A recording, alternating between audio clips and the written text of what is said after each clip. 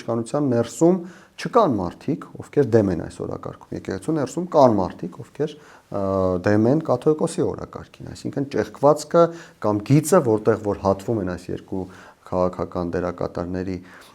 շահերը, գտնվում է եկեղեցու ներսում։ Այսինքն մի փոքր ավելի առաջ է իշխանությունների դաշտից, դեռ մի բան էլ եկեղեցու ներսում է գտնվում, ինչը նշանակում է, որ եկեղեցու ներկայացուցիչները ունեն շատ ավելի փոքր շանսեր հաղթանակի, քան իշխանության ներկայացուցիչները։ Այդքան շահեկան դիրքերում չեն։ Շահեկան դիրքերում են իշխանության ներկայացուցիչները, որովհետև իրենց հետ է եկեղեցու ներսում գործունեություն ծավալող հոգևորականների մի մասը։ Եվ քաղաքական ռեալիզմի տեսակետից պետք է նշել, որ այստեղ շանսերը նվազագույն են, որ կաթողիկոսը կարող է դիմանալ եւ կարողանալ հրաժարական չտալ, չհրաժարվել գահից։ Իհարկե կա այստեղ մի կարևոր նկատառում, այդ կարևոր նկատառումը երևի կանխելով ձեր հաջորդ հարցերից մեկը այն է, որ առաջիկայում սպասվում են խորհրդարանական ընտրություններ եւ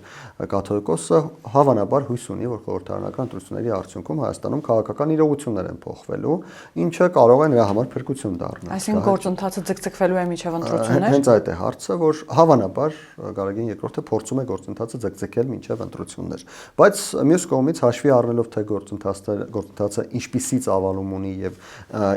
ինչպես է հետեւողականորեն զարգանում այս կոնֆլիկտը, ես նշեմ, որ հենց նույն քաղաքական ռեալիզմի տեսանկյունից շատ քիչ է հավանական, որ կստացվի մինչև ընտրություններ ձգձգել գործընթացը եւ սպասել ընտրությունների իրենց համար բարենպաստ ելքի։